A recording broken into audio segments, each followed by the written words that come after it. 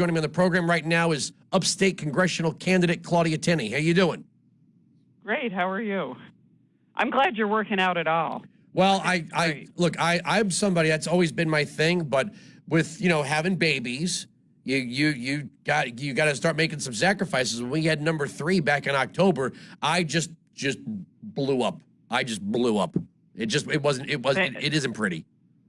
That's fantastic, though. Look I'm 55 now. I still work out. I have to though because my son is very discouraged by my physical fitness, but he's also an active duty Marine and he's very into fitness. So I said, look, you're 24. I can't keep up with you anymore. It's over. So wait till they get older, your kids, and they start criticizing you for your dad bod. Oh, they do that now.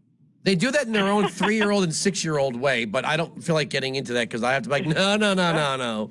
Daddy doesn't have a baby in there. He tries to be helpful, but I laugh. You talk about the plate.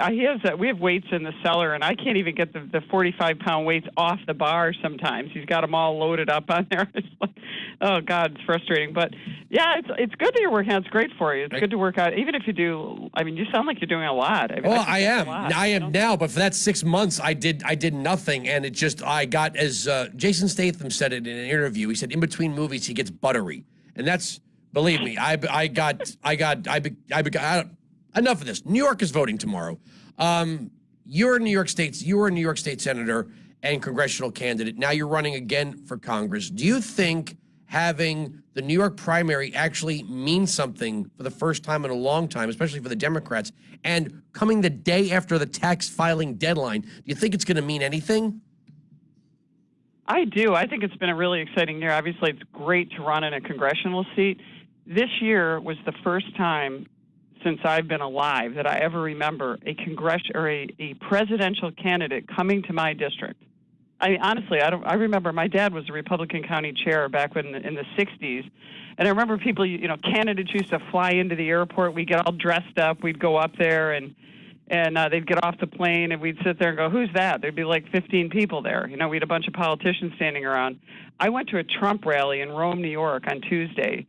They loaded this place up. There were supposed to be 3,500. They jammed 4,700 people into a place with less than 24 hours notice. It was packed. Friday, I went down to attend the cruise event where Sean Hannity was filming his program. Yeah, I'm looking at the picture of you and Sean right here. Yeah, people were in line around the block to get into that. There wasn't a seat in the house. It was packed. Lots of enthusiasm, very exciting. For me, it was an honor. I got to meet all of them. I got to meet Ted Cruz for the first time. I've met Trump before when he was contemplating running for governor of New York in 2013. I met him at an anti-SAFE Act rally, the gun-grabbing legislation that Andrew Cuomo forced down our throats in 2013. But I met Trump at that event, and actually I was really impressed with both of them. They were both, obviously they're very friendly. They're seasoned politicians now, even though Trump's new at it. But they were very good, willing to answer questions, and very polite to the audience. And it was fun. Both of it was exciting to see so many people so interested. And actually, I did a poll 2 days. It completed the poll the day Trump was in town, and my poll shows Trump at 40. Cruz at 27, and I think Kasich at 20. So, right now you're looking at a really interesting dynamic with the New York primary because for anyone to win 2 out of the 3 delegates actually in each congressional district, of which there are 27 in New York, you've got to win 50% plus, or at least 50%. And that's then like the Texas rule. Delegates. If you're less than that, you only get 2, and as long as someone else gets over 20%, they get 1. That's like the Texas rule. Yeah, similar. Yeah, well, they changed the rules actually in May of 2015. The rules were changed in New York, and actually the delegates are chosen by the state Republican committee, and that delegate is obligated on the first ballot to vote for whoever the winner is, and then on the second ballot, that's where all the controversy is over, is where those delegates lie and where they're bound, because they're not bound on the second ballot. So it'll be interesting to see what happens in New York primary tomorrow. It's really exciting. A lot of turnout I think you're going to see. I'm not going to be surprised. Look, I don't think anybody in the Trump or Kasich campaign was shocked when Ted Cruz won Texas. I don't think anybody in the Trump or Cruz campaign was shocked when Kasich won Ohio. I don't think anyone in the Kasich or Cruz campaign will be shocked when Trump wins New York.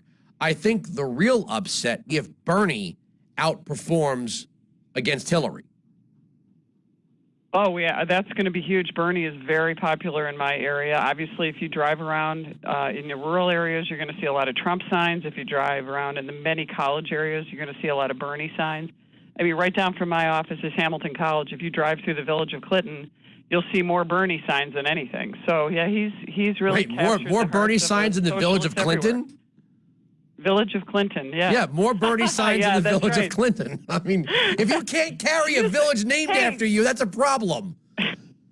I bet she doesn't carry the village of Clinton. I bet. I wouldn't be surprised. It's Hamilton College, you know, a very elite liberal institution right here. Wonderful place, but I mean, it's very popular. Bernie is very popular at my alma mater, Colgate University, which is in Hamilton, New York, just 20 minutes away from here.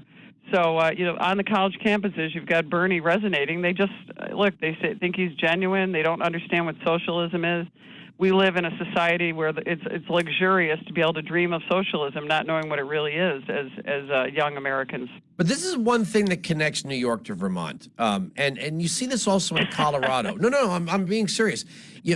My wife's family on both sides are from Colorado. She's got family spread out from places like Colorado Springs and Pueblo to places that you couldn't find on the map, like Howard. Okay, don't even try to find it on the map; it's in the middle of nowhere. But what I noticed when I went out there to visit her family, we went to a town called Salida, and that's Spanish for exit. And one half of the town seemed like rural folk, the other half seemed like trust fund babies mountain biking.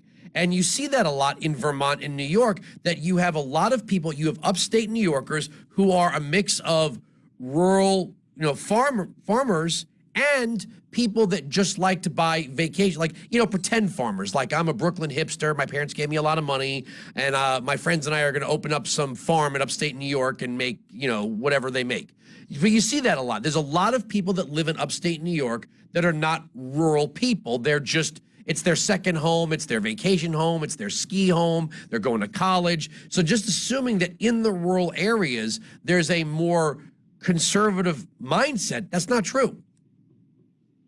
Well, actually, in our area, which is central New York, not to be confused with upstate New York, which is anything north of New York City, including Westchester and that area, central New York would be like Oneida County, Madison, Shenango, and that area.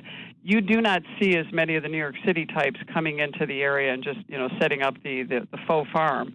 Many of them are up here possibly to be in the foothills of the Adirondacks, and they're near the mountains, and they want to have a summer home more than they have a farm. But a very conservative area. The congressional district I'm running in, New York 22, is actually a Republican district. It was changed in the redistricting of 2012 that was created by a federal judge. So it's actually what's considered a safe Republican district. So, there are a lot more conservatives, and it's a lot more conservative district than it's ever been in many, many years. So I don't know if it's that similar to Vermont right here, other than we have the similar landscape. It's beautiful and foothills of the mountains, maybe a little more mountainous in Vermont. But it's a beautiful area. A lot of people are very energized to vote for the first time. And I think it's really exciting. I mean, as someone who's been involved at least marginally in politics for a long time, I've never seen this much enthusiasm.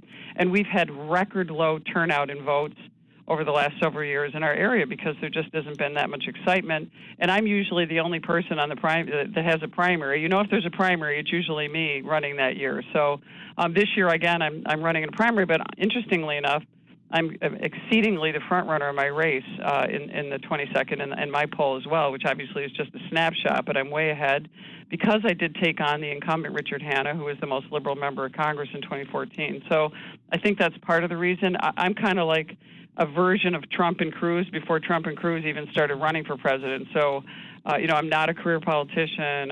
I'm a person that's a constitutionalist, and I believe strongly in that. I'm a business owner.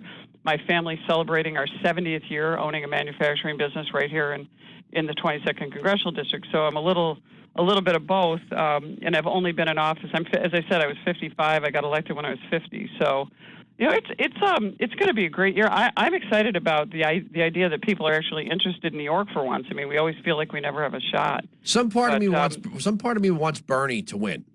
because Of not course. to win the presidency. I was cheering for Bernie in the debate, and I thought, why am I cheering for Bernie? He's a socialist. But, oh my God. but as long as this race, because Hillary said, first she said it in 2008, she said this will be wrapped up by February. She was wrong then. She said it again this time. You know, if you're going to point at the bleachers and then you foul out, don't point at the bleachers again. But she did. She pointed at the bleachers, and it's long past February, and Bernie's still in the race. And you know what's really kind of funny is that she's questioning his authenticity as a New Yorker when she's really a carpetbagger from Chicago. Unfortunately for Bernie, he's a carpetbagger in Vermont from New York. That's exactly right. But here's something. So I am sitting in the town of Kirkland, which is right near the village of Clinton. When Hillary was Senator Clinton, she used to come to this town frequently because of the name, and she thought it was sort of cute. But remember, she was going to bring us 300,000 new jobs to upstate New York, and she never delivered. And I keep hearing these ads, oh, Hillary delivered when we needed it. I'm like, delivered what? We have the largest outmigration, the largest downturn in jobs in upstate in the central New York area. We've lost 3 out of 4 manufacturing jobs.